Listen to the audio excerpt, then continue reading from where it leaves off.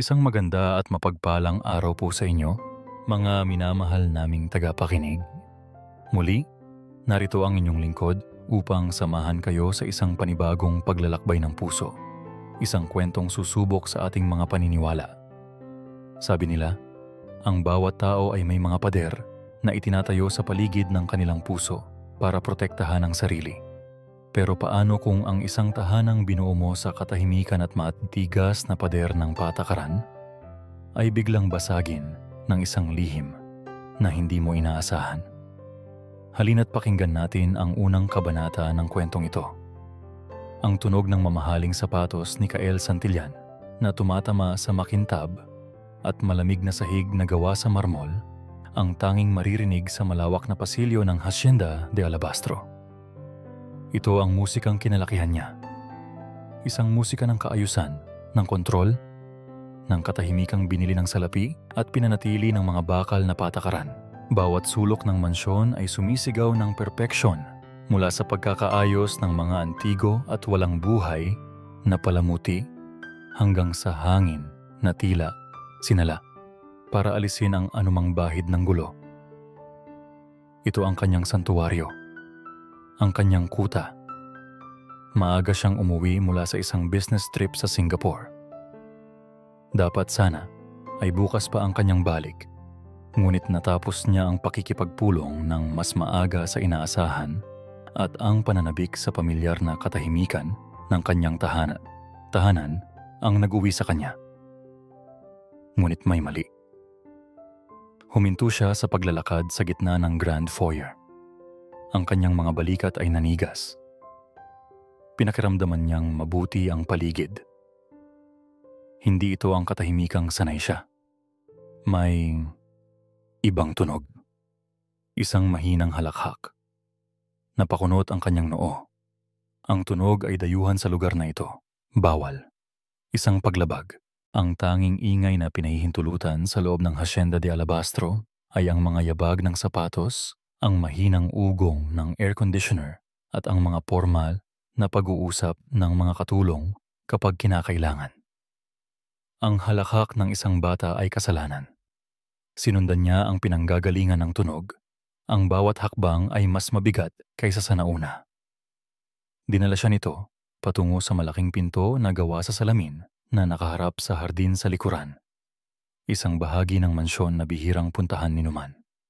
Habang papalapit, mas lumilinaw ang tunog.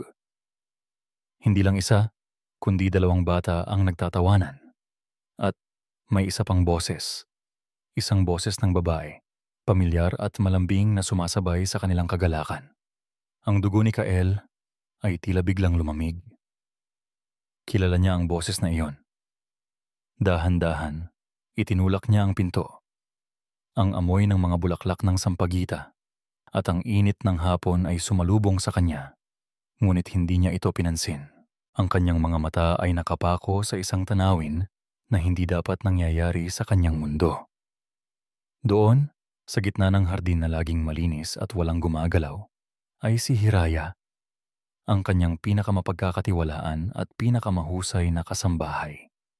Ang babaeng kilala niya bilang mahinahon, masunurin, at halos hindi nakikita. Ngunit ang Hiraya na nakikita niya ngayon ay iba. Nakaluugay ang kanyang buhok na karaniwang laging nakapusod. Ang kanyang uniforme ay may bahid ng lupa. At sa kanyang mukha ay may isang ngiti. Isang ngiti na kasing liwanag ng araw. Isang ngiti na hindi pa niya kailanman nakita. Naglalaro sila ng tagu-taguan. Isang maliit na batang babae na may dalawang tirinta sa buhok ang sumilip mula sa likod ng isang puno ng mangga at isang mas batang lalaki ang tumakbo palapit kay Hiraya at yumakap sa kanyang mga binti, tumatawa ng malakas. Mahuli ka araw. Sigaw ng batang babae na ang pangalan pala ay Bituin. Nandito lang ako, Nanay Hira, sagot naman ng batang lalaki. Nanay Hira. Ang mga salitang iyon ay tumusok sa pandinig ni Kael na parang mga patalim. Ang buong eksena ay isang sampal sa lahat ng kanyang pinaniniwalaan.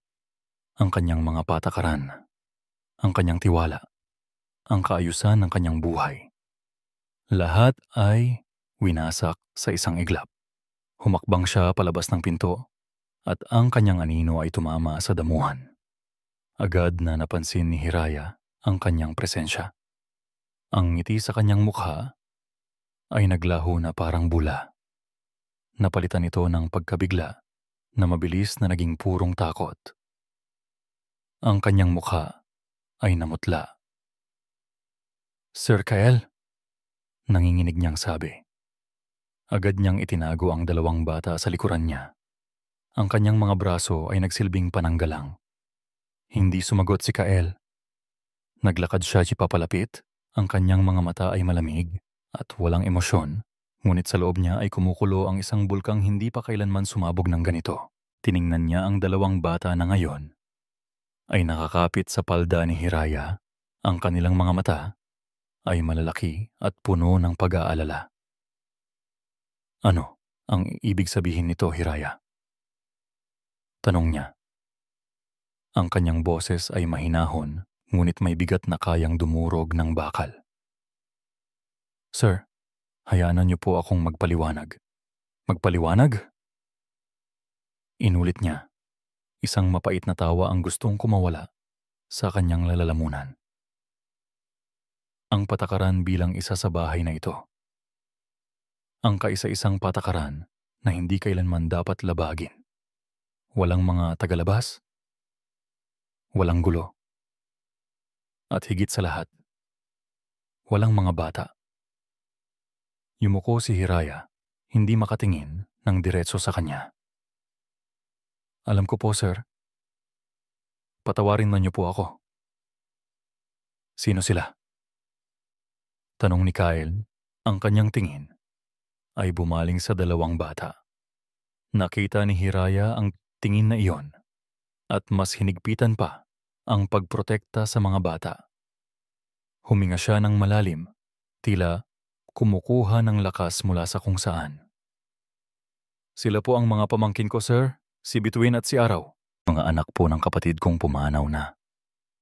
Ang paliwanag ay pumasok sa isang tainga ni Kael at lumabas sa kabila. Wala siyang pakialam kung sino sila.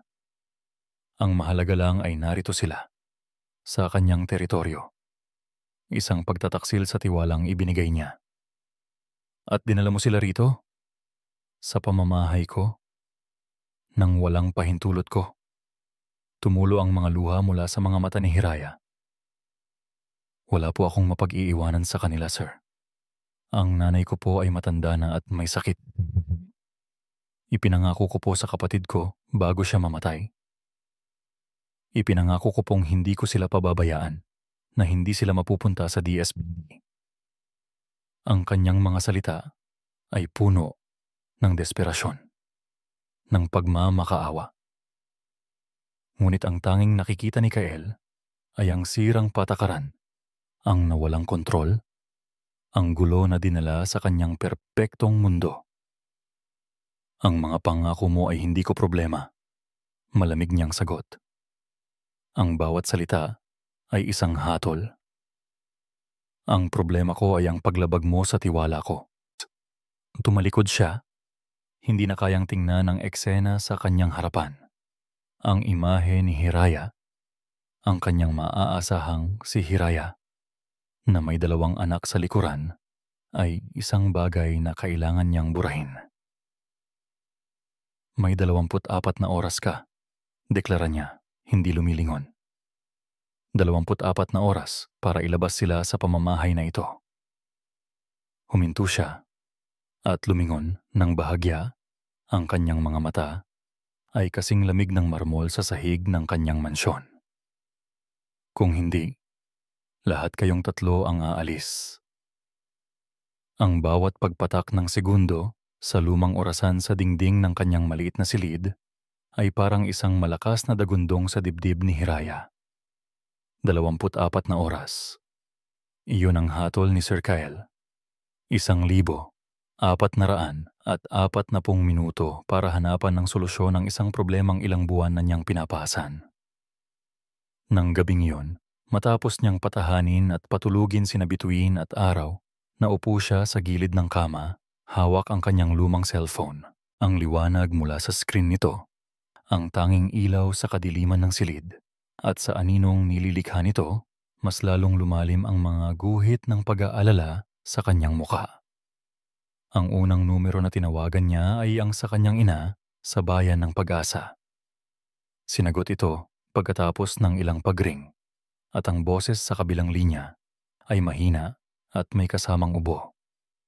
"Nay," bulong ni Hiraya, pinipigilan ang panginginig ng kanyang boses. "Kamusta na po kayo?" "Ito anak, humihinga pa." Sagot ng matanda, isang pilit na tawa ang kasunod. Medyo masama lang ang pakiramdam nitong mga nakaraang araw. "Bakit ka napatawag? May problema ba?" Naramdaman ni Hiraya na tila may bumara sa kanyang lalamunan. Paano niya sasabihin sa kanyang ina na kailangan niyang iuwi ang mga bata? Paano niya idadagdag ang pasanin sa isang taong hirap ng alagaan kahit ang sarili nito? Narinig niya ang sunod-sunod na pag-ubo ng ina, at ang bawat tunog niyon ay tila isang pako na ibinabaon sa kanyang puso. Hindi. Hindi niya kaya. Wala po, Nay." Pagsisinungaling niya, kasabay ng pagtulo ng luhang kanina pa niya pinipigilan. "Gusto ko lang po kayong kamustahin. Magpagaling po kayo, ha? Magpapadala po ako ng pera sa Sabado." Mabilis niyang ibinaba ang tawag bago pa man siya tuluyang humagulgol. Pinunasan niya ang kanyang mga luha. Ang pag-uwi sa probinsya ay hindi isang pagpipilian. Sinubukan niyang tawagan ang ilang malalayong kamag-anak. Ang isa ay hindi sumagot. Ang isa naman ay magalang na tumanggi. May sarili na rin daw silang mga problemang pinansyal. Habang nauubos ang mga pangalan sa kanyang contact list, nauubos din ang kanyang pag-asa. Ang huling larawan na pumasok sa kanyang isip ay ang malamig at walang kaluluwang gusali ng ampunan. Napapikit siya ng mariin. "Hindi." Ipinangako niya sa kanyang ate. Tumingin siya sa mahimbing na natutulog na mga pamangkin. Ang mga mukha nila ay payapa, walang kamalay-malay, sa unos na nagbabantang sumira sa kanilang munting mundo. Si Bituin, na kamukhang kamukha ng kanyang ina, at si Araw, na may parehong ngiti na kayang magpaliwanag ng pinakamadilim na araw. Paano niya bibiguin ang mga ito? Samantala, sa kabilang bahagi ng mansyon, si Kael ay nakatayo sa harap ng malaking bintana ng kanyang opisina, nakatingin sa kadiliman ng gabi. Ngunit hindi ang hardin ang kanyang nakikita, kundi ang refleksyon ng kanyang sarili sa salamin. Isang lalaking napapalibutan ng karangyaan, ngunit nag-iisa. Ang mga salita ni Hiraya ay paulit-ulit na tumatakbo sa kanyang isipan. "Ipinangako ko po, hindi ko sila pababayaan." Ang kanyang galit kanina ay unti-unti nang napapalitan ng isang kakaibang pakiramdam. Isang bagay na matagal na niyang ibinaon sa limot. Naalala niya ang kanyang sarili, isang batang 8 taong gulang, na nakatayo sa gitna ng parehong foyer na ito, pagkatapos ng libing ng kanyang mga magulang. Ang katahimikan ng bahay ay nakabibingi. Ang bawat sulok ay puno ng alaala, ngunit wala ng init, wala ng buhay. Siya ay mag-isa. Ang imahe ng takot sa mga mata ni Bituin at Araw ay bumalik sa kanya. Ito ang parehong takot na naramdaman niya noon. Ang takot na maiwang mag-isa sa isang malupit na mundo. Bumuntong hininga siya. Isang tunog na tila nagmula pa sa kaibuturan ng kanyang kaluluwa. Ang kanyang mga patakaran. Ang mga ito ang naging kalasag niya, laban sa sakit, laban sa gulo. Ngunit ngayong gabi, ang mga patakarang iyon ay tila naging mga rehas na nagkukulong sa kanya sa isang malamig na selda. Kinabukasan, habang papalubog na ang araw, kumatok si Hiraya sa pinto ng opisina ni Kael. Dala niya ang kanyang maliit na bag at hawak niya sa magkabilang kamay sina Bituin at Araw. Handa na siyang umalis, handa na siyang harapin ang hindi tiyak na bukas, basta't magkakasama sila. "Sir Kael," sabi niya nang buksan nito ang pinto. Ang kanyang boses ay mahina, ngunit matatag. Aalis na po kami. Maraming salamat po sa lahat. Tiningnan ni Kael ang tatlo. Ang kanilang mga mukha ay puno ng lungkot, ngunit mayroon ding dignidad. Nakita niya ang determinasyon ni Hiraya. Ang tapang na harapin ang anumang pagsubok para sa mga batang ito. At sa sandaling yon, isang desisyon ang nabuo sa kanyang isipan. Isang desisyon na labag sa lahat ng kanyang prinsipyo. Maghintay ka. Utos niya. Ang kanyang boses ay hindi na kasing lamig ng dati. Pumasok siya pabalik sa opisina at kinuha ang isang papel mula sa kanyang mesa. Isang papel na magdamag niyang pinag-isipan. Inabot niya ito kay Hiraya. Ano po ito, sir? Isang kasunduan, sagot ni Kyle, umiiwas ng tingin. Maaari kayong manatili. Pansamantala, ngunit may mga kondisyon. Nanginginig ang mga kamay ni Hiraya habang binabasa ang listahan. 1. Ang mga bata ay mananatili lamang sa silid ng katulong at sa hardin sa likuran. Mahigpit na ipinagbabawal ang pagpasok sa ibang bahagi ng mansyon. 2. Walang anumang ingay na maririnig mula sa kanila sa di. Hindi sila dapat makita ng sinumang bisita. What? Sa paningin ng lahat, sila ay dapat maging invisible. Ang bawat salita ay tila isang sampal, ngunit sa ilalim ng lahat ng yon, may isang salitang nangingibabaw. Manatili. Pag-asa. Tumingala siya kay Kael. Ang kanyang mga mata ay nagtatanong. Bakit po, sir? Tiningnan ni Kael ang mga bata at sa isang saglit, nakita ni Hiraya ang isang bagay sa mga mata nito. Isang bakas ng kalungkutan, isang bagay na pamilyar. Dahil ang bawat bata ay nararapat magkaroon ng isang ligtas na lugar. Mahina niyang sagot bago muling isuot ang kanyang maskara ng pagiging malamig. Sundin mo ang mga patakaran, Hiraya. Isang pagkakamali lang at ang kasunduang ito ay wala ng bisa. Tumango si Hiraya. Isang luha ng pasasalamat at pangamba ang pumatak sa papel. Opo, sir. Susundin ko po. Pangako. Habang isinasara ni Kael ang pinto, naiwan si Hiraya sa pasilyo. Hawak ang papel na naglalaman ng kanilang kaligtasan at kanilang kulungan. Tinanggap niya ang mga kondisyon, ngunit sa kanyang puso, hindi niya maiwasang magtanong. Ang mabuhay ba, na parang mga multo sa loob ng isang mansyon, ay tunay na mas mabuti para sa mga batang ito? O ipinagpaliban niya lang ang isang hindi maiiwasang katapusan? Ang mga sumunod na araw sa Hacienda de Alabastro ay binalot ng isang bagong uri ng katahimikan. Hindi na ito ang pamilyar na katahimikan ng kaayusan na kinalakhan ni Kael. Ito ay isang katahimikang pilit, marupok at puno ng tensyon. Isang katahimikang anumang oras ay maaaring mabasag. Mula sa kanyang opisina, ramdam ni Kael ang presensya ni Hiraya at ng mga bata kahit hindi niya sila nakikita. Tila sila mga multo na gumagalaw sa mga anino. Ang mga yapak nila ay halos hindi marinig. Ang kanilang mga boses ay naging mga bulong. Sinusunod ni Hiraya ang mga patakaran ng buong katapatan. Masyadong tapat sa katunayan. Ang kanilang pagiging invisible ay mas nakakagambala pa kaysa sa ingay na kinatatakutan niya. Sinubukan niyang ibaling ang kanyang atensyon sa trabaho. May isang malaking merger siyang pinaplansa. Isang kasunduan na nagkakahalaga ng bilyon-bilyong piso. Dati, ang ganitong mga bagay ang bumubuhay sa kanya.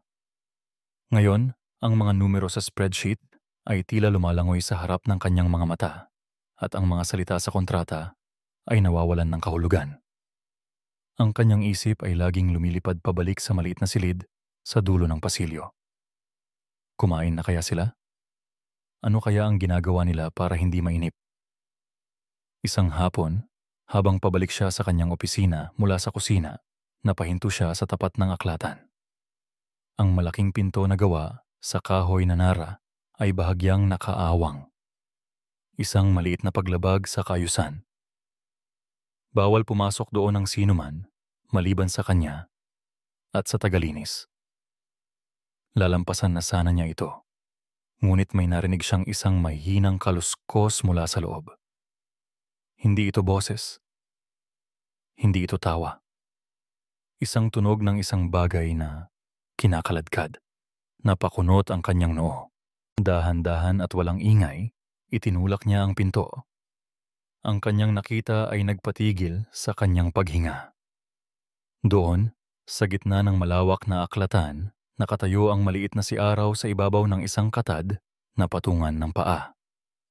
Pilit niyang inaabot ang isang malaki at makulay na libro sa isa sa mga mas mababang estante. Isang libro tungkol sa mga hayop sa gubat. Ang kanyang maliliit na daliri ay halos abot na ang dulo ng libro nang biglang gumewang ang kanyang kinatatayuan. Nangyari ang lahat sa isang iglap. Walang pag-iisip, walang pag-aalinlangan. Tanging puro instinkto. Binitiwan ni Kael ang hawak na tasa ng kape na lumikha ng malakas na tunog nang bumagsak at mabasag ito sa sahig. Sa 3 malalaking hakbang, narating niya ang bata, kasabay ng pagtilapon nito paatras. Agad niya itong sinalo sa kanyang mga braso. Ang katawan ni Araw ay maliit at mainit. Magaan. Amoy baby powder at gatas, isang pakiramdam na hinding-hindi pamilyar kay Kael, na ang mundo ay binubuo ng malamig na bakal, salamin at papel. Sa halip na umiyak, tumingala si Araw sa kanya. Ang mga mata nito ay bilog at puno ng pagkamangha, hindi takot. Isang matamis na ngiti ang sumilay sa mga labi nito. "Salamat po, kuya," sabi ng bata sa malinaw na boses. At bago pa man makagalaw si Kael, ikinawit ng bata ang maliliit nitong braso sa kanyang leeg at niyakap siya. Natigilan si Kael. Tila huminto ang pag-ikot ng mundo. Ang yakap ay simple lang, inosente, ngunit para itong isang kidlat na tumama sa pader ng yelo na matagal na niyang itinayo sa paligid ng kanyang puso. Isang maliit na bitak ang lumitaw. Hindi niya maintindihan ang init na biglang gumapang sa kanyang dibdib. Gusto niyang itulak ang bata, ngunit ang kanyang mga braso ay tila naparalisa. "Araw!" Ang sigaw na puno ng pag-aalala ay nagpabalik sa kanya sa realidad. Si Hiraya ay tumatakbo papasok ng aklatan. Ang kanyang mukha ay putlang-putla sa takot. Huminto siya nang makita ang eksena. Ang kanyang amo, ang malamig at striktong si Sir Kyle. Nakarga-karga ang kanyang pamangkin. "Sir, patawarin niyo po ako. Hindi ko po namalayan." Nanginginig na sabi ni Hiraya, handa nang kunin ang bata. Ngunit bago pa man makasagot si Kyle, isang boses ang pumuno sa silid. Isang boses na elegante, makapangyarihan, at kasing talim ng pinakinis na diamante. "Anong kaguluhan ito?" Sabay silang napalingon ni Hiraya sa may pinto. Doon nakatayo si Doña Esmeralda Santillan, ang tiyahin ni Kyle. Perpekto ang kanyang ayos mula sa kanyang mamahaling damit hanggang sa kanyang alahas. Ngunit ang pinakanakamamatay sa lahat ay ang kanyang mga mata. Mga matang nakikita ang lahat, nang huhusga sa lahat. Ang tingin ni Doña Esmeralda ay gumalaw na parang isang siruhano. Mula sa nabasag na tasa sa sahig, sa nanlalaking mga mata ni Hiraya, sa batang nakakapit pa rin sa leeg ni Kael, at panghuli, sa kanyang pamangkin na tila nahuli sa isang akto na hindi niya kailanman inaasahan. Walang bahid ng pagkagulat sa mukha ng matanda. Tanging isang malamig na kuryosidad. Dahan-dahan itong lumapit. Kinuha nito ng may delikadesa ang kamay ni Araw at inalis ang pagkakayakap nito sa leeg ni Kael. Ibinaba ni Kael ang bata, na agad namang tumakbo at nagtago sa likod ni Hiraya. Itinuwid ni Doña Esmeralda ang kwelyo ng damit ni Kael Ang kanyang mga daliri ay malamig. Isang maliit at matamis na ngiti ang lumitaw sa kanyang mga labi, ngunit hindi ito umabot sa kanyang mga mata. Kyle, apo, malambing niyang sabi, ngunit ang bawat pantig ay may bigat. Mukhang kailangan nating mag-usap. Ang kanyang tingin ay muling bumaling kay Hiraya at sa mga batang nasa likod nito at ang ngiti ay nanatili. Tungkol sa bagong gulo na ito. Ang pagdating ni Doña Esmeralda ay nagdala ng isang bagong uri ng lamig sa Hacienda de Alabastro. Isang lamig na mas matindi pa kaysa sa artipisyal na lamig mula sa mga air conditioner. Naramdaman ito ni Hiraya sa paraan ng pagtitig sa kanya ng matanda, sa paraan ng pagtaas ng kilay nito sa tuwing makikita ang mga bata, kahit pa sila ay tahimik na naglalaro sa isang sulok ng hardin. Sinimulan ni Doña Esmeralda ang kanyang digmaan, hindi sa pamamagitan ng mga sigaw, kundi sa pamamagitan ng mga bulong na puno ng lason. Isang umaga, habang naghahanda ng agahan si Hiraya sa kusina, pumasok ang matanda, may dalang isang tasa ng tsaa at isang ngiting hindi umaabot sa mga mata. Hiraya, iha, simula nito sa malambing na boses. Hindi ko maiwasang humanga sa iyo, napakatatag mong babae. Ang alagaan ng 2 bata ng mag-isa, napakabigat na responsibilidad niyan. Kailangan po, ma'am, magalang na sagot ni Hiraya habang patuloy sa paghiwa ng sibuyas. Oo, kailangan. Pagulit ni Doña Esmeralda, dahan-dahang humigop sa kanyang tsaa. Ngunit dapat kang mag-ingat. Alam mo, si Kael, napakabuti ng kanyang puso. Masyadong mabuti, minsan. Madali siyang maawa. Tumingin ito ng diretso kay Hiraya. At may mga taong kayang samantalahin ang kabutihang iyon. Ang bawat salita ay tila isang karayom na tumutusok sa balat ni Hiraya. Hindi siya nagsalita, ngunit naramdaman niya ang pahiwatig. Para kay Doña Esmeralda, siya ang taong mapagsamantala. Isang linta na kumakapit sa kabaitan ng kanyang pamangkin. Ang mga ganitong eksena ay naulit ng naulit. Sa tuwing nag-iisa sila, laging may mga salitang bibitawan ang matanda. Mga salitang nakabalot sa pulot, ngunit may kamandag sa loob. Ang mas masakit pa ay kung paano nito binabago ang pananaw ni Kael. Isang hapon, habang naghahain siya ng merienda para sa magtiyahin sa terasa, narinig niya ang kanilang pag-uusap. Naaalala ko tuloy si Consuelo, ang dati nating labandera. Kwento ni Doña Esmeralda sa tonong tila nagkataon lang. Napakasipag din. Pinagkatiwalaan namin siya, ngunit nang maglaon, nalaman naming isinasangla pala niya ang mga gamit sa bahay para isugal. Ang mga taong akala mo'y tutulungan ka, sila pa pala ang magpapahamak sa'yo. Mahirap talagang malaman ang tunay na intensyon ng isang tao, lalo na kung desperado. Hindi sumagot si Kael, ngunit nakita ni Hiraya mula sa kanyang kinatatayuan ang pagbabago sa kanyang muka. Ang bahagyang pag-unawa na nagsisimulang mabuo sa pagitan nila ay unti-unting napapalitan ng isang pader ng pagdududa. Nakikita niya ito sa paraan ng pag-iwas ni Kael ng tingin, sa pagbabalik ng lamig sa boses nito. Ang lason ni Doña Esmeralda ay mabisa. Ang pinakamatinding dagok ay dumating isang maulan na hapon. Dahil hindi makalabas sa hardin, tahimik na naglalaro sina Bituin at Araw sa sahig ng malawak na sala, malayo sa mga mamahaling gamit. Si Hiraya ay nagpupunas ng alikabok sa di kalayuan, laging nakabantay. Si Kael naman ay nakaupo sa isang silya, nagbabasa ng libro ngunit halatang hindi nakapokus. Sa isang iglap, gumulong ang isang krayola mula sa kamay ni Bituin at pumasok sa ilalim ng isang maliit na mesa. Mabilis itong hinabol ng bata. Sa kanyang pagtayo, hindi niya sinasadyang natabig ang mesa. Sa ibabaw ng mesa ay may isang payat at eleganteng florera na gawa sa porselanang kulay asul at puti. Ang kaisa-isang palamuti sa mesang iyon. Ang paggalaw ay tila bumagal. Nakita ni Hiraya ang pagtagilid ng plorera, ang pagbagsak nito sa sahig na marmol.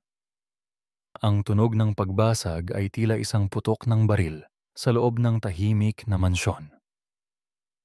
Isang nakabibinging katahimikan ang sumunod. Si Bituin ay natigilan.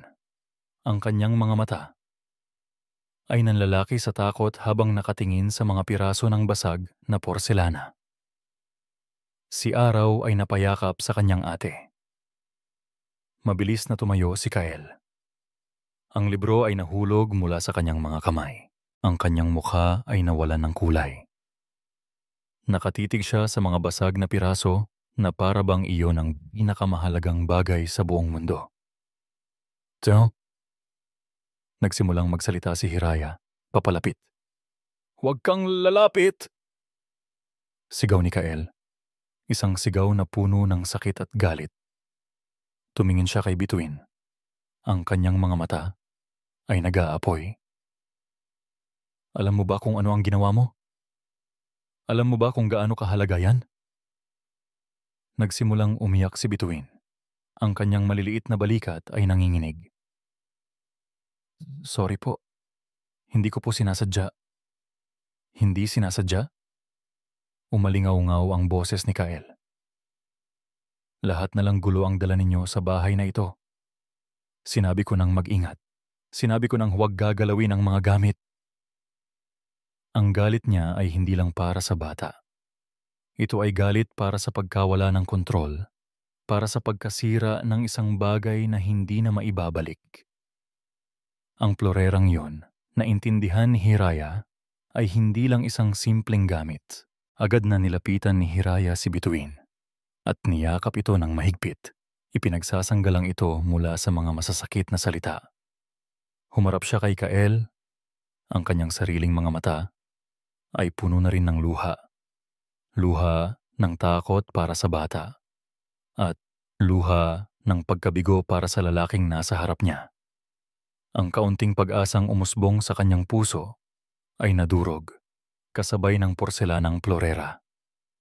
"Aksidente lang po, sir." Pakiusap niya. Bata lang po siya. Ngunit hindi na nakikinig si Kael. Ang nakikita lang niya ay ang basag na alaala ng kanyang ina. Tumalikod ito. Ang kanyang mga kamao ay nakakuyom.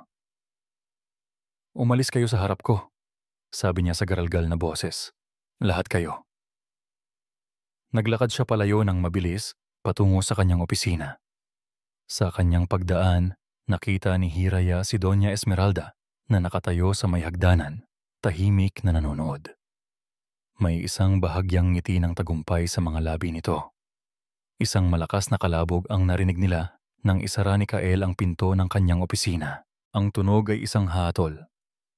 Isang pader na muling itinayo sa pagitan nila. Niyakap ni Hiraya ng mas mahigpit ang umiiyak na si Bituin.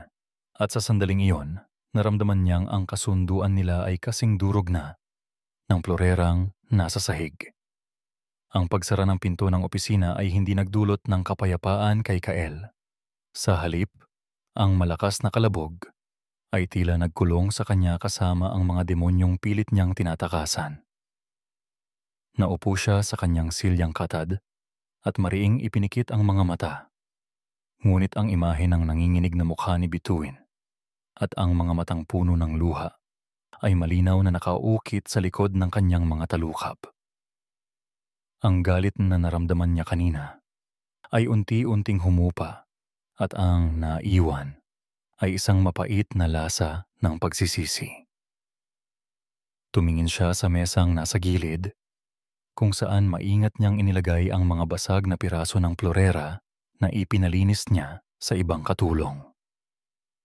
Bawat piraso ay isang alaala. Naalala niya ang araw na binili iyon ng kanyang ina. Ang tawa nito habang sinasabing ang asul na kulay daw niyon ay nagpapaalala sa kanya ng dagat sa kanilang probinsya. Iyon ay isa sa mga huling masasayang alaala niya bago ang aksidente. Ngunit ang sakit ng pagkawala ay hindi sapat na dahilan para sa kalupitang ipinakita niya. Sumigaw siya sa isang bata, isang batang walang kasalanan. Ang bigat ng katotohanan iyon ay dumagan sa kanyang dibdib. Naging halimaw siya, ang uri ng taong walang kontrol at pinaghaharian ng emosyon, ang eksaktong kabaligtaran ng lahat ng pinilit niyang maging. Hindi siya nakapagtrabaho, hindi siya nakakain ng hapunan. Ang katahimikan sa labas ng kanyang opisina ay mas nakabibingi kaysa dati dahil alam niyang ito ay katahimikan na bunga ng takot. Gabi na, nang hindi pa rin siya dalawin ng antok. Ang bawat sulok ng kanyang opisina ay tila sumisikip. Kailangan niya ng hangin. Kailangan niyang makatakas sa sarili niyang isipan. Bumaba siya patungong kusina para kumuha ng isang basong tubig. Ang kanyang mga yabag ay maingat at walang ingay sa malawak na pasilyo. Habang papalapit siya, may napansin siyang isang mahinang ilaw na nagmumula sa siwang sa ilalim ng pinto ng kusina. Sino ang gising pa sa ganitong oras? Dahan-dahan niyang itinulak ang pinto. Doon, sa ilalim ng solong ilaw sa ibabaw ng mesa, nakaupo si Hiraya. Sa harap niya ay ang mga basag na piraso ng plorera, maingat na nakaayos na parang isang puzzle. May hawak siyang isang maliit na bote ng pandikit at, sa sobrang konsentrasyon, pilit niyang pinagdudugtong ang dalawang piraso. Isang gawaing imposible, isang gawaing walang pag-asa, ngunit ginagawa pa rin niya. Hindi siya napansin ni Hiraya. Sa sandaling iyon, hindi siya si Hiraya na kasambahay, kundi isang babaeng pilit na binubuo ang isang bagay na winasak ng iba. Nagalis ng lalamunan si Kael. Nagulat si Hiraya at agad na napatayo. Ang kanyang mga mata ay nagpapakita ng bahagyang pagkatakot. Sir Kael, pasensya na po. Lilinisin ko na lang po ito. Huwag, sabi ni Kael. Ang kanyang boses ay mas mahina kaysa sa inaasahan niya. Lumapit siya at umupo sa silyang nasa tapat niya. Sa isang saglit, tanging ang tunog lang ng pagtik ng orasan sa dingding ang maririnig. Ang katahimikan sa pagitan nila ay hindi komportable. Puno ng mga salitang hindi masabi. Hindi ko dapat sinigawan ang bata kanina. Basag ni Kael sa katahimikan, hindi makatingin ng diretso kay Hiraya. Nakatingin lang siya sa mga basag na piraso sa mesa. Pasensya na. Ang mga salitang yon ay tila dayuhan sa kanyang dila. Kailan ang huling beses na humingi siya ng tawad? Hindi na niya matandaan. Nakita niya ang pagkagulat sa mga mata ni Hiraya. Tila hindi nito inaasahan ang kanyang mga sinabi. Dahan-dahan itong umupo pabalik. Naiintindihan ko po, sir. Mahalaga po siguro sa inyo ang plorerang yon. Tumingin si Kael sa kanya sa wakas. Sa dilim ng gabi, sa ilalim ng malambot na ilaw, nawala ang uniforme at ang distansya sa pagitan nila. Ang nakikita niya ay isang babaeng may malalalim na mga mata na tila nakakaintindi ng sakit na hindi niya ipinapakita. Isa yon sa mga huling bagay na binili ng nanay ko bago siya. Hindi niya natapos ang sasabihin. Hindi na kailangan. Tumango si Hiraya, isang bakas ng kalungkutan ang gumuhit sa kanyang muka. Ang ate ko naman po, mahina niyang sabi. Habang hinahaplos ang isang piraso ng porselana. Kahit noong malala na ang sakit niya, lagi siyang nakahanap ng dahilan para ngumiti. Sabi niya, ang pag-asa raw ay parang pandikit. Kahit gaano kadurog ang puso mo, hanggat may pag-asa ka, mabubuo mo itong muli. Ang simpleng kwento ni Hiraya ay tumama kay Kael ng mas malakas kaysa sa anumang sigaw. Iyon ang dahilan kung bakit niya pinagbabawalan ng gulo ang emosyon. Dahil natatakot siya sa sakit na kasama nito. Ngunit itong babaeng nasa harap niya, na dumanas ng higit na pagkawala, ay hindi natatatakot sa pag-asa. Ang kanilang mga mata ay nagtagpo. Sa pagkakataong ito, hindi umiwas si Kael. Tinitigan niya si Hiraya at ang nakita niya ay Hindi na isang empleyado, kundi isang taong may hindi masukat na lakas at kabutihan. Isang liwanag sa dilim ng kanyang mansyon. Ang pagitan nila sa mesa ay tila umikli. Isang koneksyon ang nabuo. Tahimik, hindi inaasahan. Ngunit totoo. Ngunit hindi nila alam, mula sa kadiliman sa itaas ng hagdanan, may isang aninong nakamasid. Nakatayo roon si Doña Esmeralda, nakasaksi sa lahat. Nakita niya ang paglambot sa mga mata ng kanyang pamangkin, ang tahimik na pag-uusap na mas malalim pa kaysa sa mga salita. Ang ngiti sa kanyang mga labi ay naglaho. Napalitan ito ng isang malamig at determinadong ekspresyon. Ang babaeng iyon ay hindi lang isang gulo, isa na siyang banta, at kailangan niya itong alisin. Para kay Doña Esmeralda, ang pasensya ay isang sandata at siya ay isang bihasang mandirigma. Alam niyang hindi niya maaaring basta na lang paalisin si Hiraya at ang mga bata.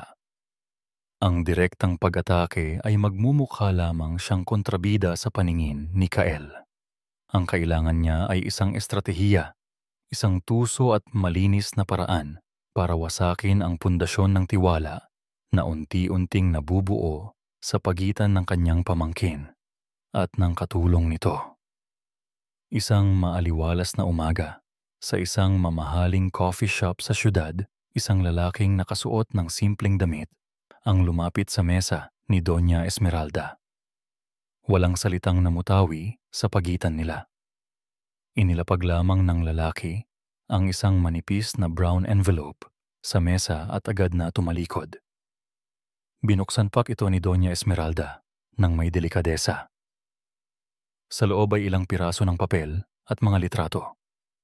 Habang binabasa niya ang mga report mula sa pribadong investigador na inupahan niya, isang maliit, halos hindi mahahalata, at puno ng tagumpay ng ngiti ang sumilay sa kanyang mga labi. Naroon ang lahat ng kailangan niya. Ang mga record ng malaking pagkakautang sa sugal ng yumaong asawa ng kapatid ni Hiraya, ang mga pangalan ng mga taong pinagkakautangan nito. Perpekto. Ito na ang kanyang bala. Samantala, sa Hacienda de Alabastro, isang himala ang nagaganap. Sa kauna-unahang pagkakataon, lumabas si Kael sa hardin hindi para maglakad ng mag-isa, kundi para manood. Nakaupo siya sa isa sa mga silyang bakal sa di kalayuan, habang sina Bituin at Araw ay abala sa pagguhit sa isang maliit na mesa na inilabas para sa kanila ni Hiraya. Ang sikat ng araw ay mainit at ang hangin ay sariwa. Ang tawa ni Araw habang sinusubukan nitong gayahin ang ibong dumapo sa puno at ang masusing pagkulay ni Bituin sa kanyang papel ay lumikha ng isang payapang tanawin. Tila isang normal na pamilya. Isang konsepto na matagal nang dayuhan kay Kael. "Tito Kael, tingnan mo po," sigaw ni Araw. Tumatakbo palapit sa kanya, hawak ang kanyang obra maestra. Ipinakita nito ang isang drawing ng 4 na stick figures na magkakahawak kamay. Isang mataas na lalaki, isang babae, at 2 maliliit na bata. Sa itaas ay isang malaking dilaw na araw. "Maganda ba, tito?" tanong ng bata. Ang mga mata ay nagniningning sa pag-asa. Isang ngiti, isang totoo at hindi pilit na ngiti ang sumilay sa mga labi ni Kael. "Maganda, Araw. Napakaganda." Nakita ni Hiraya ang eksena mula sa kanyang kinatatayuan. Ang puso niya ay napuno ng init. Sa wakas, isang sinag ng pag-asa. Marahil, posible pala ang isang bagong simula para sa kanilang lahat. Ngunit ang mga sandali ng kapayapaan ay madalas na panandalian lamang. Nang hapong iyon, habang nag-iisa si Kael sa terasa at nagkakape, lumapit si Doña Esmeralda.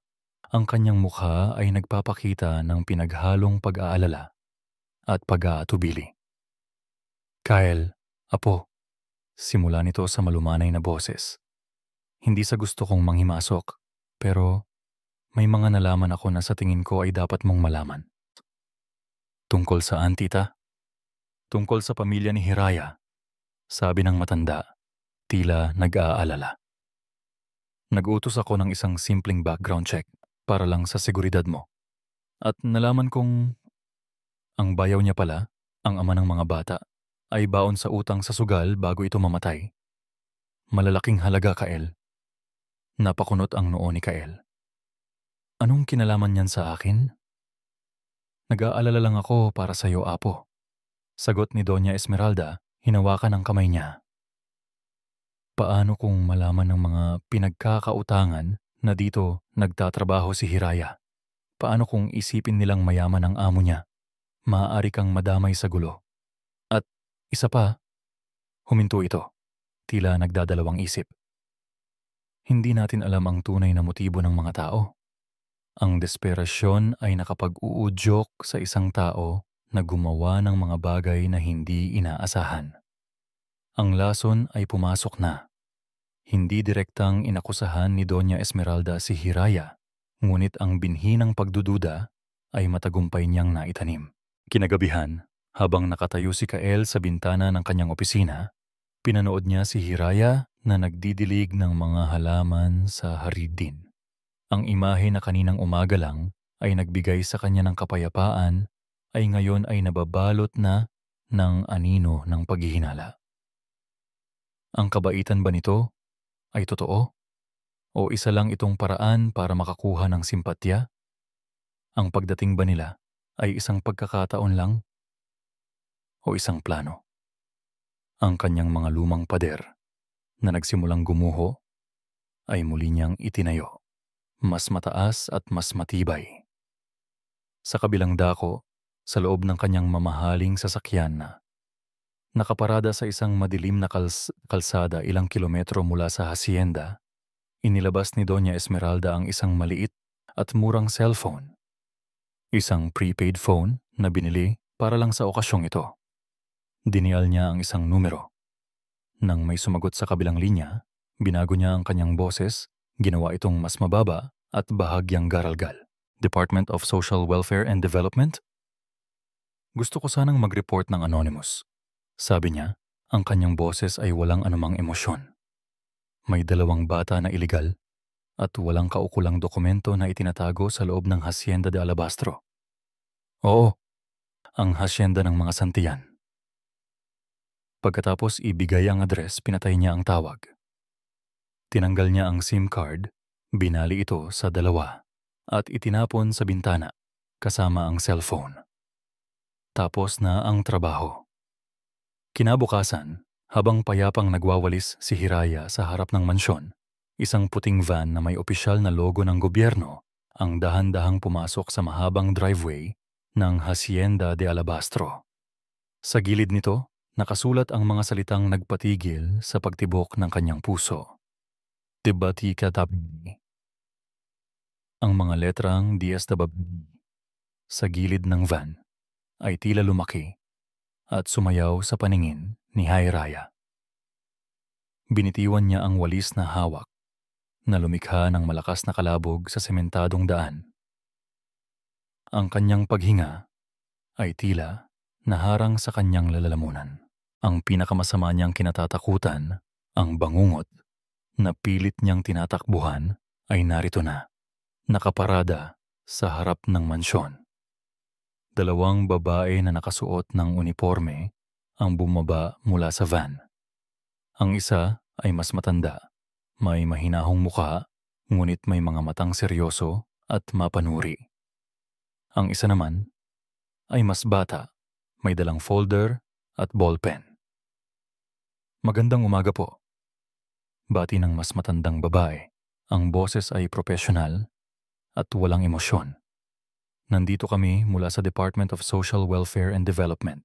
Maaari po ba naming makausap ang may-ari ng bahay?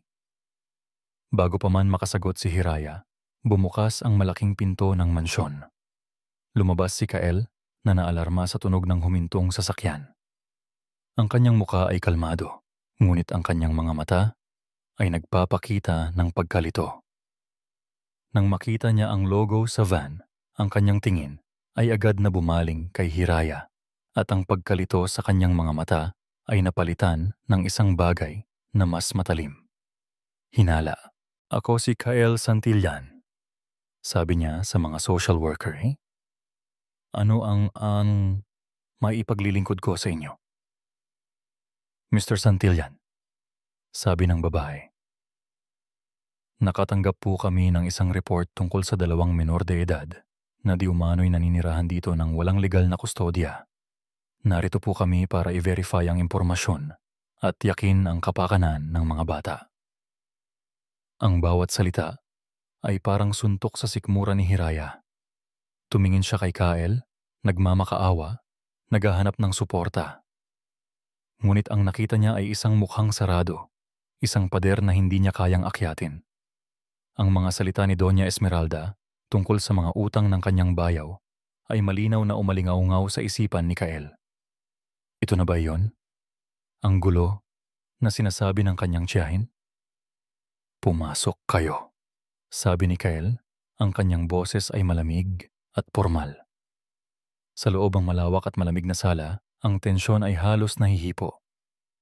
Ipinatawag ni Hiraya sina Bituin at Araw na lumabas mula sa kanilang silid na may pagtataka sa mga mukha. Nang makita nila ang mga estranghero, agad silang kumapit sa palda ng kanilang tiyahin.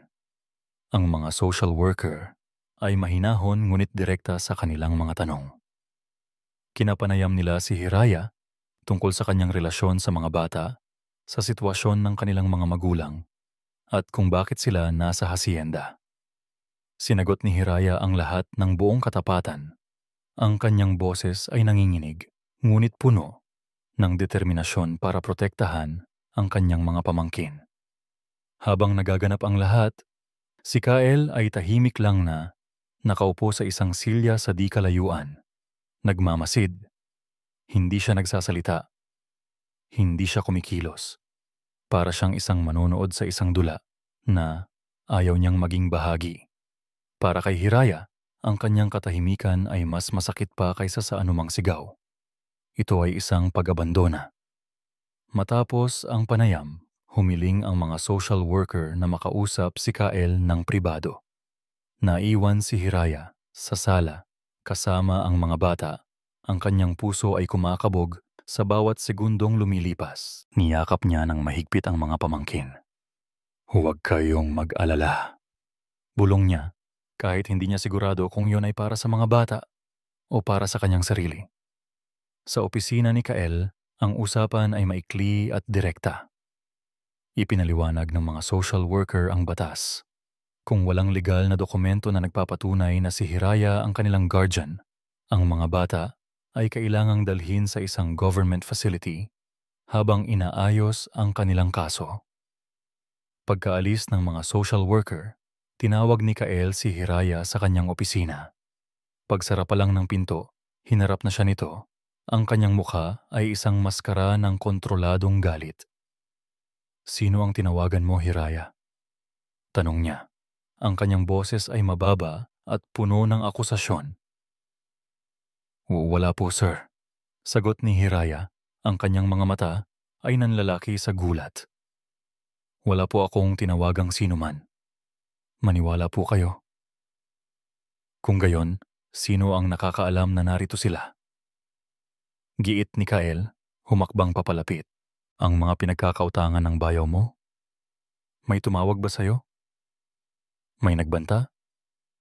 Ito na ba ang paraan nila para makakuha ng pera mula sa akin? Ang bawat tanong ay isang patalim na tumatarok sa puso ni Hiraya. Hindi lang siya pinagdududahan. Hinuhusgahan na siya. Sa paningin ni Kyle, siya ang may kasalanan. Siya ang nagdala ng gulo. Ang lahat ng maliliit na sandali ng pag-unawa, ang tahimik na pag-uusap sa kusina, ang ngiti sa hardin. Lahat ay naglaho. Tinabunan ng makapal na pader ng hinala. Hindi po ganun, sir. Sabi niya, ang mga luha ay nagsimula nang mamuo sa kanyang mga mata. Wala pong ibang nakakaalam. Ipinapangako ko po. Ngunit hindi na nakinig si Kyle. Ang kanyang isip ay nalason na ng mga salita ni Doña Esmeralda At ang pagdating ng DSWD ay ang kumpirmasyong hinihintay niya. Masyado akong naging malambot, sabi ni Kyle, mas para sa kanyang sarili kaysa kay Hiraya. Dapat ay sinunod ko ang unang instinct ko. Ang mga salitang iyon ay ang huling dagok. Para kay Hiraya, yun ay isang pag-amin na ang pagtulong sa kanila ay isang pagkakamali. Na sila ay isang pagkakamali. Ang tiwalang sinimulan niyang ibigay sa lalaking ito, ang munting pag-asang umusbong sa kanyang dibdib, ay biglang nadurog at naging abo. Babalik sila, sabi ni Kael. Ang kanyang boses ay muling naging malamig at walang anumang emosyon. Tulad noong unang araw. Ang sabi ng social worker, babalik sila pagkalipas ng 2 araw. May dala na silang court order. Hindi na niya kailangang dugtungan ang kanyang sinabi. Naintindihan ni Hiraya ang ibig sabihin noon. 2 araw. Mayroon na lang siyang 48 oras kasama ang mga batang ipinangako niyang proprotektahan. Tumalikod si Hiraya, hindi na kayang tingnan pa ang mukha ni Kael. Bawat paghinga ay isang pakikibaka. Ang kanyang mundo ay gumuho sa isang iglap. Hindi lang ang DSWD ang kalaban niya ngayon, kundi pati na rin ang lalaking inakala niyang maaaring maging kakampi niya. Lumabas siya ng opisina ng walang imik. Ang kanyang mga balikat ay nakakrus, tila pasan ang bigat ng buong mundo. Habang naglalakad siya pabalik sa kanyang silid, kung saan naghihintay ang mga bata, alam niyang nag-iisa na naman siya sa labang ito. At sa pagkakataong ito, malapit na siyang matalo. Ang sumunod na araw ay isang mahabang paghihintay para sa hatol. Ginugol ito ni Kyle na nakakulong sa kanyang opisina, kasama ang kanyang abogado, si Attorney Romero. Ang hangin sa loob ay siksik sa amoy ng papel, tinta, at ng hindi maiiwasang katotohanan. Mr. Santillan, I'll be direct, sabi ng abogado habang inaayos ang salansan ng mga dokumento sa lamesa. Ang kaso para sa kustodya ay komplikado. Given na si Ms. Reyes ay hindi direct ascendant at mayroon siyang limitadong financial capacity, ang korte ay halos palaging papanig sa best interest of the child, which, in this case, is the state's care until a more permanent solution is found. Kumuha ka ng pinakamagaling na tao, bayaran mo kung magkano ang kailangan. Maring sabi ni Kael, ang kanyang boses ay walang bahid ng pagkatalo. Umiling si Attorney Romero. This isn't about money, sir. This is about legal precedent. Ang paglaban dito ay magiging isang mahaba at pampublikong laban. Isang iskandalo na tiyak na aaabutin ng media. Bilyonaryo, iligal na itinatago ang mga bata sa mansyon. Hindi magiging maganda ang headline. Ang bawat salita ng abogado ay isang martilyong pumupukpok sa determinasyon ni Kael. Unti-unti itong binabasag. Eskandalo. Gulo. Ang mga bagay na pinakaiiwasan niya sa buong buhay niya. Pagkaalis ng abogado, pumasok naman si Doña Esmeralda. May dalang isang tasa ng tsaa. Ang kanyang mukha ay larawan ng maunawaing pag-aalala. Narinig ko ang usapan ninyo.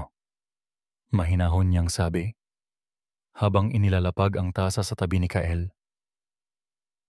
Apo, nakikita ko ang hirap sa iyong mga mata. Ginawa mo na ang lahat ng iyong makakaya. Higit pa sa sapat. Hindi sumagot si Kael, nakatitig lang sa bintana. Titig lang sa, minsan. Pagpapatuloy ng matanda, hinahaplos ang kanyang balikat. Ang tunay na lakas ay hindi na sa paglaban, kundi sa pag-alam kung kailan dapat bumitaw. Inaalagaan mo ang pangalan ng ating pamilya. Pinoprotektahan mo ang lahat ng pinaghirapan ng iyong mga magulang. Huwag mong hayaang masira ang lahat ng iyon dahil sa isang problemang hindi naman sa iyo. Ang kanyang mga salita ay tila isang balsamo sa naguguluhang isip ni Kael. Tama siya. Ito ang lohikal na gawin. Ang pagbitaw ay hindi kahinaan. Ito ay pagiging praktikal. Ito ay pagpili ng kaayusan laban sa kaguluhan. Sa wakas, isang desisyon ang nabuo sa kanyang isipan.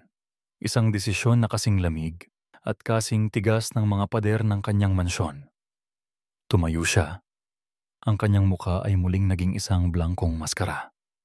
Natagpuan niya si Hiraya sa hardin, kung saan tinuturuan nito sina Bituin at Araw na gumawa ng mga bulaklak gamit ang mga dahon ng niyog. Ang eksena ay payapa, isang maliit na isla ng kaligayahan sa gitna ng paparating na bagyo. Napakaganda at dahil doon, mas lalo itong kailangang itigil. Hiraya, tawag niya. Tumingala si Hiraya at nang makita nito ang ekspresyon sa mukha ni Kael, ang ngiti sa mga labi nito ay dahan-dahang naglaho. Alam na niya.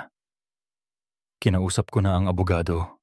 Simula ni Kael, ang kanyang boses ay direkta at walang emosyon, na para bang nag-uulat lang siya sa isang business meeting. Wala tayong laban. Ang pagpilit sa kaso ay magdudulot lang ng eskandalo at lalong magpapahirap sa sitwasyon ng mga bata. Napatayo si Hiraya.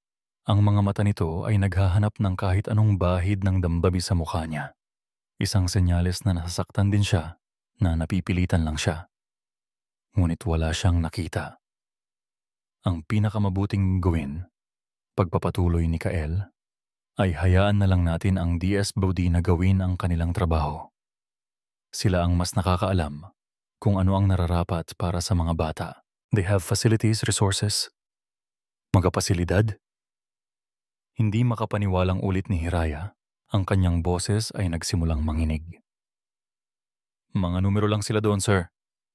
Mawawala sila sa isa't isa. Iyon ang ipinangako kong hinding-hindi mangyayari. Ang mga pangako ay nababali kung hindi na praktikal. Malamig na sagot ni Kael.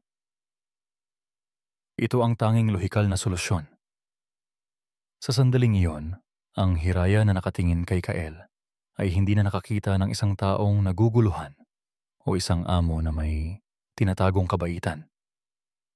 Ang nakita niya ay isang estranghero, isang malamig na hukom na nagbabana ng hatol sa kinabukasan ng kanyang pamilya. Ang huling sinulid ng pag-asa na pinanghahawakan niya ay tuluyan ng naputol. Ang tlalakaliking ito ang kanyang naging huling pag-asa at siya rin pala ang magiging dahilan ng kanyang pinakamatinding kabiguan. Tumalikod si Hiraya, ayaw nang ipakita ang mga luhang bumabagsak na mula sa kanyang mga mata. Naiintindihan ko po. Bulong niya, ang boses ay basag. Naglakad siya pabalik sa loob ng bahay. Tinawag sina Bituin at Araw sa mahinang boses. Naiwan si Kael sa hardin, nag-iisa. Tapos na ang problema. May solusyon na. Bakit parang mas mabigat ang pakiramdam niya ngayon? Nang gabing iyon, bumalik si Hiraya sa kanyang silid matapos siguraduhing mahimbing na ang tulog ng mga bata. Ang kanyang mga paggalaw ay tahimik at mekanikal. Walang iyak. Walang hikbi. Ang kalungkutan niya ay mas malalim pa kaysa sa mga luha. Binuksan niya ang aparador at inilabas ang isang maliit at luma ng maleta. Dahan-dahan. Isa-isa. Sinimulan niyang ilagay sa loob ang iilang damit nila. Ang paboritong laruan ni Araw. Ang ribbon sa buhok ni Bituin. Ang bawat bagay ay isang alaala ng isang pangakong malapit na niyang sirain. Ngunit may isa pang pangako siyang hindi kayang talikuran. Ang pangakong mananatili silang magkakasama. Kung hindi na iyon posible sa ilalim ng bubong na ito, kung ang batas at ang mga taong may kapangyarihan ay laban sa kanila. Kung gayon, mayroon na lang isang natitirang paraan. Ang pagtakas. Ang gabi ay lumalim, ngunit para kay Kael, ang kadiliman sa loob ng kanyang opisina ay hindi sapat para itago ang mga imaheng gumugulo sa kanyang isipan. Ang mukha ni Hiraya na puno ng pagkabigo. Ang mga inosenteng mata nina, Bituin at Araw. Ang lohikal na solusyon na pinili niya ay nag-iwan ng isang malaking butas sa kanyang dibdib, isang pakiramdam ng pagkakamali na hindi niya kayang ipaliwanag. Dahil sa hindi mapakali, binuksan niya ang monitor na konektado sa mga security camera ng hasyenda. Isa itong gawin na nagbibigay sa kanya ng pakiramdam ng kontrol. Tiningnan niya ang mga pasilyo, ang hardin, ang gate. Lahat ay tahimik at nasa ayos. Ngunit nang itutok niya ang kamera sa hallway malapit sa mga silid ng katulong, isang imahe ang nagpatigil sa kanyang paghinga. Sa madilim na pasilyo, nakita niya ang anino ni Hiraya. Dahan-dahan itong lumabas ng silid, bitbit ang isang maliit na maleta sa isang kamay, at akay-akay ang dalawang inaantok pang bata sa kabila. Ang kanilang mga paggalaw ay mabilis at tahimik. Papunta sila sa pinto sa likuran, ang daan palabas ng kusina. Tumatakas sila. Isang malamig na kaba ang gumapang sa ugat ni Kael. Tumatakas sila sa kanya. Sa DSWD sa isang mundong walang kasiguraduhan.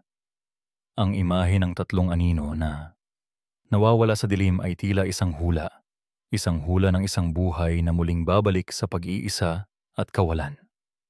At sa sandaling iyon, alam niya, sa kaibuturan ng kanyang kaluluwa, na hindi niya iyon kayang payagan. Ang ngiti ni Araw habang ipinapakita ang kanyang drawing. Ang pag-aalala ni Bituin, nang mabasag ang plorera. Ang tahimik na lakas sa mga mata ni Hiraya habang pinagdudugtong ang mga basag na piraso. Ang mga alaalang iyon ay biglang bumuhos sa kanyang isipan, hindi na isang gulo, kundi isang bagay na nagbibigay buhay sa malamig na mansyon. Isang bagay na nagkakahalaga ng higit pa sa kaayusan at mga patakaran. Isang galit ang biglang umakyat sa kanyang dibdib, hindi galit kay Hiraya, kundi galit sa sitwasyon, galit sa sarili. Paano nangyari ito? Paano nalaman ng DSWD? Sinabi ni Hiraya na walang ibang nakakaalam. At sa kabila ng pagdududa, may isang bahagi sa kanya na naniniwala rito. Kung gayon, sino? Isang kaisipan ang biglang pumasok sa kanyang isip. Isang kaisipang napakadilim na pilit niyang iwinawaksi. Ngunit ngayon ay hindi na niya matakasan. Ang kanyang tiyahin. Ang background check. Ang kanyang mga babala.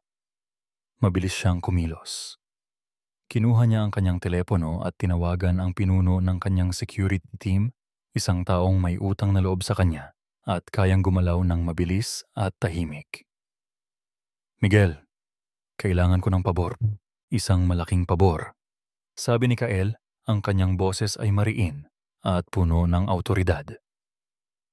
Kailangan kong malaman ang pinagmulan ng isang anonymous call sa DSWD kahapon. Gamitin mo lahat ng koneksyon mo. Kailangan ko ng sagot. Ngayon na. Habang naghihintay, ang kanyang isip ay bumalik sa isa pang trahedya. Ang gabi ng aksidente ng kanyang mga magulang. Bata pa siya noon, naglalaro sa hardin. Hinabol niya ang isang tutubi hanggang sa labas ng gate na naiwang bukas. Sinundan siya ng kanyang ama at doon, sa kalsada, nangyari ang hindi inaasahan. Sa loob ng maraming taon, sinisi niya ang sarili. Isang kasalanang ipinapaalala sa kanya ni Doña Esmeralda sa tuwing siya ay nagpapakita ng kahinaan. Ang pagiging pabaya ay may kapalit, Kael. Huwag mong kalimutan yan. Tumunog ang kanyang telepono. Si Miguel. Sase pa, sabi ng boses sa kabilang linya.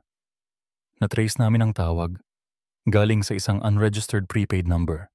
Ngunit nakuha namin ang lokasyon ng cell tower kung saan ito ginamit. At nakuha rin namin ang CCTV footage sa isang convenience store malapit doon. Ang SIM card? Binili ito isang oras bago ang tawag. Sino ang bumili? Tanong ni Kael, ang kanyang puso ay kumakabog. Hindi ko makita ng malinaw ang muka, sir, nakasombrero. Pero ang sasakyang ginamit niya, pamilyar po. Ito po ang isa sa mga sasakyan ng hasyenda. Ang sasakyang laging ginagamit ng driver ni Doña Esmeralda. Ang mga salita ay tumama kay Kael na parang isang malakas na sampal. Ang lahat ay nag-ugnay-ugnay. Ang kanyang hinala ay naging isang masakit na katotohanan. Hindi na siya nagsayang ng oras. Mabilis niyang tinungo ang silid ng kanyang tiyahin, at kumatok ng malakas. Nagulat si Doña Esmeralda nang pagbuksan siya. Cal? Anong problema? Ang tawag sa DSWD, sabi ni Kyle, direkta at walang paligoy. Ikaw ang may gawa. Ang pagkukunwari sa mukha ng matanda ay naglaho, napalitan ng isang malamig na katatagan. Ginawa ko yon para sa'yo. Sagot nito, walang bahid ng pagsisisi. Para protektahan ka mula sa iyong sariling kahinaan. Ang babaeng iyon at ang kanyang mga bastardo ay ginagawa kang malambot. Sila ay isang gulo. Sila ay hindi gulo. Sumabog si Kael. Ang kanyang boses ay umalingaw-ngaw sa pasilyo. Sa unang pagkakataon, sinagot niya ang babaeng kumontrol sa kanyang buhay. At ang pagkamatay nila mama at papa, hindi ko iyon kasalanan. Isa iyong aksidente. Ngunit ginamit mo ang sakit na iyon para gawin akong isang bilanggo sa sarili kong bahay, para gawin akong sunod-sunuran sa iyong mga patakaran. Natigilan si Doña Esmeralda, hindi inaasahan ang paglaban na ito. Tapos na ako sa pagsunod, deklara ni Kael, ang kanyang mga mata ay nag-aapoy sa isang bagong determinasyon. Sina Hiraya, Bituin at Araw, sila ang pamilya ko ngayon. Tumalikod siya, iniwan ang kanyang tiyahin na nakatayo roon, natalo at hindi makapaniwala. Ang tanging nasa isip ni Kael ay isa lang. Kailangan niyang maabutan si Hiraya. Kailangan niyang itama ang lahat. Mabilis siyang tumakbo palabas, patungo sa kadiliman ng gabi, umaasang hindi pa huli ang lahat. Ang gabi ay malamig, at ang mahinang sinag lamang ng buwan, ang nagsisilbing ilaw ni Hiraya habang mabilis niyang akay-akay ang dalawang bata sa mahabang daanan, palabas ng hasyenda. Ang bawat kaluskos ng mga dahon at huni ng kuliglig ay nagpapakaba sa kanyang dibdib. Ang gate ay nasa unahan na, ang kanyang kalayaan, at kasabay nito, ang kanyang kawalan ng katiyakan. Nanay Hira, saan po tayo pupunta? Tanong ni Bituin. Ang boses ay inaantok. Mamamasyal lang tayo, anak. Pagsisinungaling ni Hiraya, pinipigilan ang panginginig ng kanyang boses. Ngunit bago pa man nila marating ang dulo, isang liwanag mula sa likuran nila ang tumama sa kanila. Ang tunog ng mabilis na mga yabag sa graba. Napahinto si Hiraya at lumingon. Ang kanyang puso ay handa nang tumalon palabas ng kanyang dibdib. Inihanda niya ang sarili na harapin ang isang security guard. Ngunit hindi. Si Kael. Tumatakbo siya palapit. Ang kanyang karaniwang perpektong ayos ay magulo. Ang kanyang paghinga ay habol. Hiraya, sandali! Sigaw niya. Agad na itinago ni Hiraya ang mga bata sa kanyang likuran. Ang kanyang katawan ay naging isang pananggalang. Huwag po, sir. Hayaan niyo na po kaming umalis. Hindi na po kami manggugulo. Huminto si Kael ilang talampakan mula sa kanila. Pilit na hinahabol ang kanyang hininga. Hindi ka manggugulo, sabi niya. Ang kanyang mga mata ay puno ng isang emosyon na hindi pa kailanman. Nakita ni Hiraya, isang halo ng pagsisisi, takot at pakiusap. Ako ang nanggulo. Ako ang nagkamali. Tumingin siya kay Hiraya, ang kanyang mga mata ay sumasalamin sa liwanag ng buwan. Nalaman ko na ang lahat. Ang tawag sa DSWD. Ang tiyahin ko ang may gawa. Hindi ikaw. At ako. Naniwala ako sa kanya. Pinaniwalaan ko ang laso na itinanim niya sa isip ko dahil mas madaling maniwala sa kasinungalingan kaysa harapin ang katotohanan. Patawarin mo ako, Hiraya. Patawarin mo ako sa pagdududa ko sa'yo. Natigilan si Hiraya. Ang kanyang galit at sakit ay unti-unting napalitan ng pagkalito. Huwag kang umalis. Pakiusap ni Kael. Humakbang papalapit. Huwag ninyo akong iwan. Manatili kayo. Bakit? Tanong ni Hiraya. Ang isang taksil na luha ay pumatak mula sa kanyang mga mata. Para ano po? Para muli nyo kaming itaboy kapag may gulo na namang dumating? Hindi na. Maring sabi ni Kael. Dahil sa inyo. Naintindihan ko na. Ang isang bahay ay hindi nagiging tahanan dahil sa mga pader at mamahaling gamit. Nagiging tahanan ito dahil sa mga taong nasa loob nito. Tumingin siya sa dalawang bata na sumisilip mula sa likod ni Hiraya. Kailangan ko kayo. Kailangan ng bahay na ito ang ingay ninyo. Ang mga drawing ninyo, ang buhay na dala ninyo. Hinawakan niya ang kamay ni Hiraya. Ito ay magtspang mula sa trabaho, ngunit para kay Kael, ito ang pinakamatatag na bagay na nahawakan niya. Hayaan mo akong bumawi sa inyo. Hayaan mo akong itama ang lahat. Pangako, hindi ko na kayo bibiguin. Kinabukasan, ibang Kyle Santillan ang humarap sa mga social worker. Sa tabi niya, nakaupo si Hiraya, hindi na sa likuran, kundi sa kanyang tabi, kapantay niya. Inilatag ni Kael ang isang komprehensibong plano na binuo niya kasama ang kanyang abogado magdamag. Isang trust fund para sa edukasyon ng mga bata. Isang legal na petisyon para siya ang maging temporary legal guardian na may nakasulat na kasunduan na si Hiraya ang mananatiling pangunahing tagapag-alaga. Ipinakita niya ang mga dokumento na nagpapatunay ng paninira at manipulasyon ni Doña Esmeralda. Hinarap niya ang sistema hindi sa pamamagitan ng pag-iwas, kundi sa pamamagitan ng buong responsibilidad. Ilang buwan ang lumipas. Ang Hacienda de Alabastro ay hindi na ang malamig at tahimik na museo ng nakaraan. Ang mga pader nito ngayon ay sumasalamin sa tunog ng mga tawanan. May mga laruang nakakalat sa isang sulok ng sala.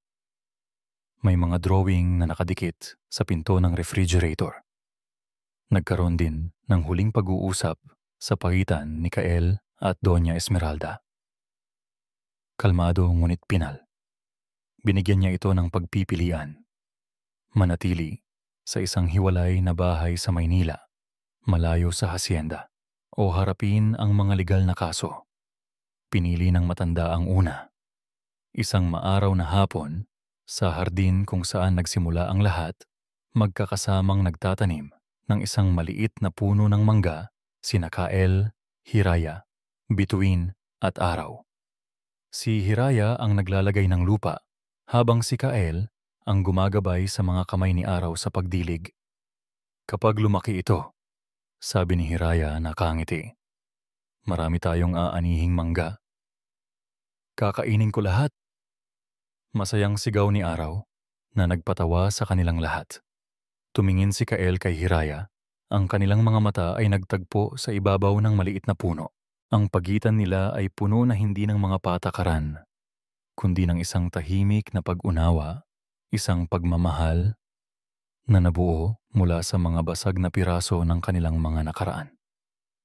Ang mga pader sa paligid ng puso ni Kael ay tuluyan ng gumuho at sa lugar nito ay isang hardin na nagsisimula ng mamulaklak. Tito Kael, biglang tanong ni Araw, habang nakatingala sa kanya. Papa na po ba namin kayo ngayon? Ang tanong ay simple, ngunit ang bigat nito ay ramdam ng lahat. Napatingin si Kael kay Hiraya. Isang tanong din ang nasa kanyang mga mata. Nakita niya ang sagot sa ngiti nito. Isang ngiti na puno ng pag-asa at pangako. Ngumiti si Kael pabalik kay Araw, isang ngiting totoo at nagmumula sa puso. Lumuhod siya para maging kapantay nito. Hindi pa, malambing niyang sagot, habang inaabot ang kanyang isang kamay kay Hiraya, na agad namang tinanggap nito. Pero sabay-sabay nating aalamin kung paano. At dito po nagtatapos ang ating kwento. Isang paalala na ang tunay na lakas ay hindi nasusukat sa taas ng mga pader na ating itinatayo, kundi sa tapang na buksan ang ating mga puso sa iba.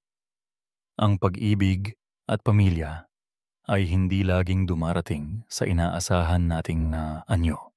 Ngunit kapag natagpuan na natin ito, kaya nitong paghilumin ang pinakamalalim na sugat at bigyan ng bagong simula ang pinakaduwag na puso. Maraming salamat po sa inyong walang sawang pagsubaybay at pakikinig. Sana po ay nasiyahan at may napulot kayong aral sa kwento ni Kael at Hiraya. Ano pong masasabi ninyo sa kanilang paglalakbay? At anong uri naman ng kwento ang gusto ninyong marinig sa susunod? I-comment nyo lang po sa ibaba. Hindi dito nagtatapos ang ating paglalakbay. Marami pa pong kwentong kasing ganda at ang mas puno ng aral dito sa aming channel. Kung nagustuhan ninyo ang kwentong ito, pa-like, i-share sa pamilya at mga kaibigan, at mag-subscribe na rin para lagi kayong updated sa mga susunod pa naming kwento. I-click nyo ang notification bell para kayo ang unang makarinig kapag may bago kaming upload. Pagpalain po kayo ng Panginoon, kayo at ang inyong buong pamilya. Hanggang sa muli.